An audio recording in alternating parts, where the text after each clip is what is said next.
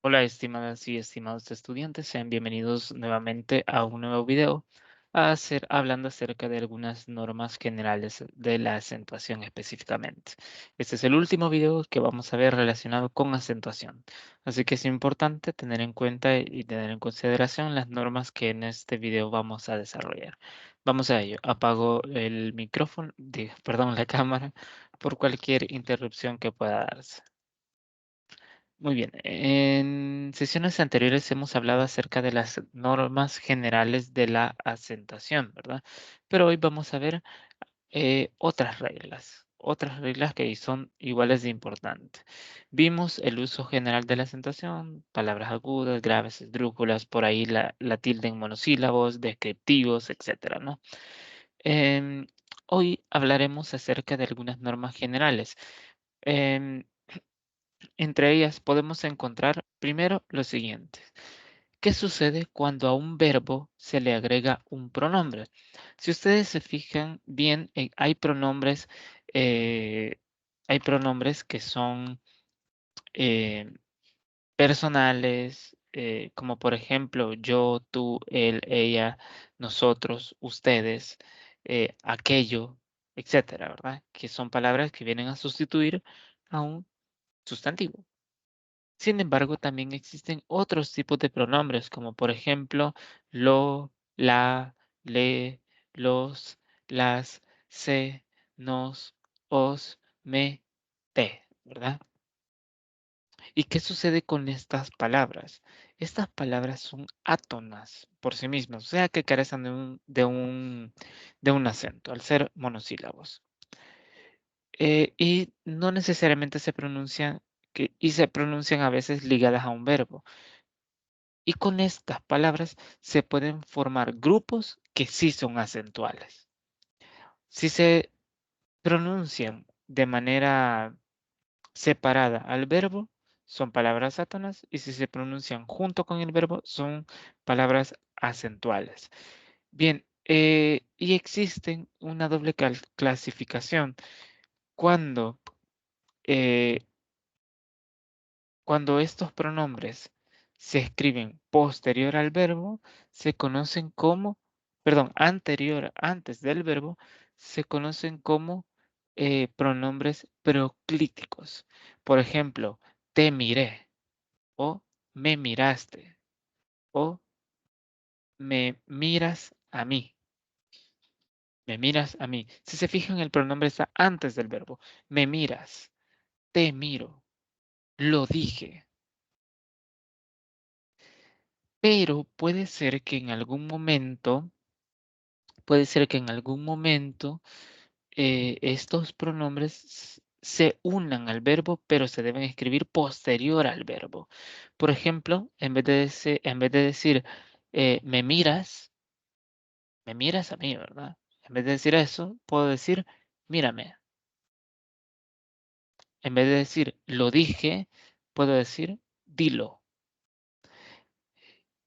O por ejemplo, se lo das, ¿verdad? Entonces, se lo das.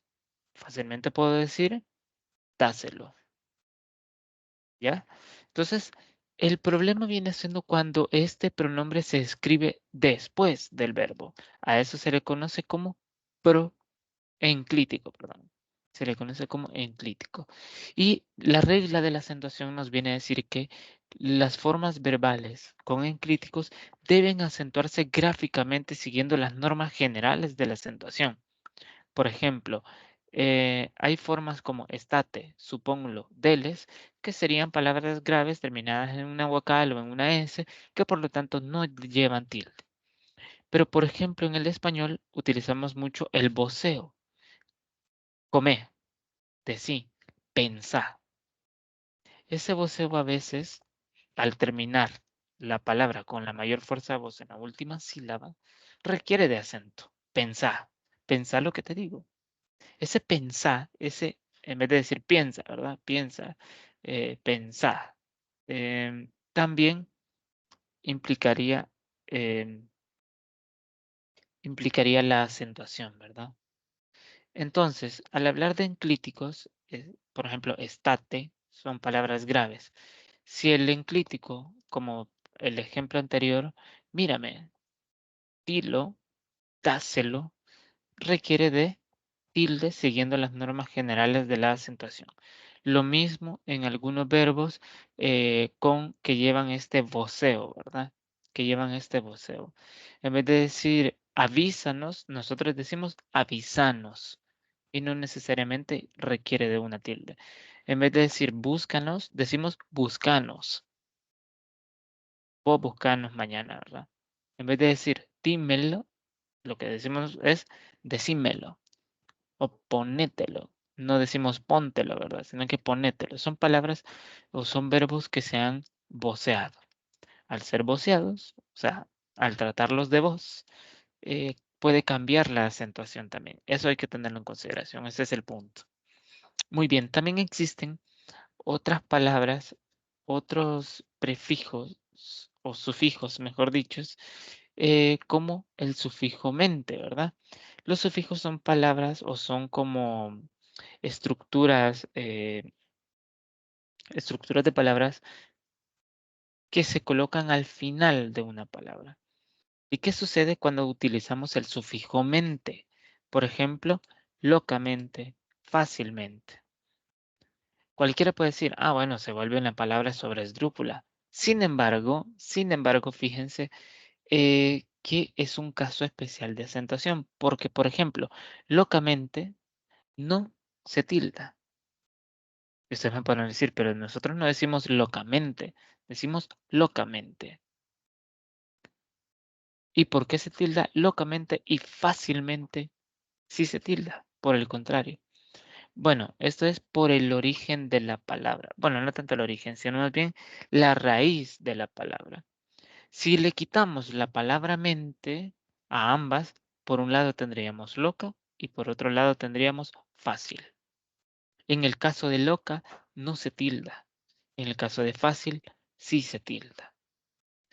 Por lo tanto, la regla nos dice que cuando se le agrega ese sufijo mente, la palabra se tildaría siempre y cuando la palabra raíz llevara tilde. Otro ejemplo que termine en mente podría ser la de verdaderamente.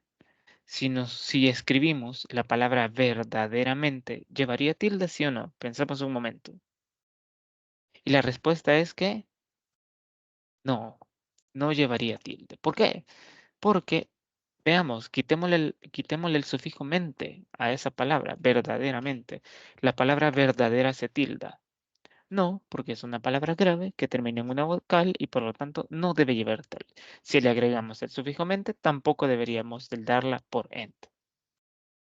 No así, fíjense, el caso de las palabras compuestas. En algunos casos, pues lleva tilde. ¿Qué es lo que sucede? Al unir dos palabras que forman uno solo, esta se tendrá como una palabra, nueva. Por ejemplo, si decimos corta uñas, corta uñas. Fíjense, bastante interesante la palabra corta uñas, porque ustedes me podrán decir, ah, mire, Lick, pero es que ahí esa palabra termina en una S y es una palabra grave, no debería tildarse. Claro, no debería tildarse. ¿Pero por qué se tilda? Bueno, fíjense bien en la unión de las vocales, una A y una U. ¿En dónde cae la mayor fuerza de voz? ¿En la U o en la A? En la U. Por lo tanto, ahí lo que existe es un hiato. Y siempre cuando hay un hiato compuesto por una vocal abierta y una cerrada, la mayor fuerza de voz recaerá sobre la vocal cerrada. Por lo tanto, requiere de una tilde, ¿verdad? En ese caso se rompe la regla. Otro ejemplo puede ser decimoséptimo, buscapiés, paraguas, que se van a tildar siguiendo las normas generales de la acentuación. Pero las palabras compuestas no solamente son aquellas que se unen y se fusionan para formar una nueva, sino que también existen palabras compuestas que se dan mediante guiones. Por ejemplo, las palabras como hispano-belga, franco-alemán, histórico-crítico, son palabras que al unirse por medio de guiones, las palabras que componen a ese compuesto van a conservar la acentuación original. Por ejemplo, si unimos las palabras histórico-crítico, ambas llevan tilde. Y si las unimos mediante un guión, estas van a conservar su tilde, su acentuación original. Hispano-belga, por ejemplo, vendría a ser una palabra que conservan su acentuación original. En este caso, ambas son palabras graves, ¿verdad? Por lo que no llevan tilde. Muy bien. Hablando de un poco acerca de estos gentilicios que tienen que ver con nacionalidades. ¿Qué sucede con aquellas palabras que vienen de otras lenguas? Y lo que sucede es que en las palabras que vienen de otras lenguas no requieren de tildes. Por ejemplo, Facebook, hardware, son palabras que no requieren de tilde. ¿Por qué? Porque vienen de otras lenguas. Instagram. Nosotros no decimos Instagram. Nosotros tampoco decimos Instagram. Decimos Instagram. ¿Debería acentuarse? Pues debería, pero no se acentúa porque la palabra original es de otra lengua. Hay una excepción y es en el caso de las voces o expresiones latinas. Y es que hay palabras cuyo origen es el latín y por lo tanto estas sí se van a tildar. ¿Por qué? Porque el español nace a partir del latín. El español es una lengua hija del latín, ¿verdad? Por lo tanto, las palabras que tengan origen en latín y se conservan su uso hasta este momento, sí deberían tildar. Por ejemplo, exequatur, ítem, memorándum, currículum. Son palabras que requieren de tilde. Ahora, hay un caso bastante peculiar y es sobre las tildes en las letras mayúsculas. La regla general es que toda palabra escrita en mayúscula debe tildarse. Todas las palabras escritas en mayúscula deben tildarse. Sí, ojo, si así lo requieren las reglas, ¿verdad? Por ejemplo, será en el cantón San Raúl. Si se fijan, será lleva tilde, cantón también. No importa si son letras en mayúsculas. Hay algunas excepciones. Por ejemplo, cuando las palabras forman siglas. Ahí en este caso no requerirá de tilde. Por ejemplo, la UES. Cuando decimos, la UES, la Universidad del Salvador, ¿verdad? La UES. Debería llevar tilde si eso fuera una palabra. Sí, pero como no es una palabra, sino que son siglas específicamente, no requieren de tilde. Bueno, pues nada, esto es todo por hoy.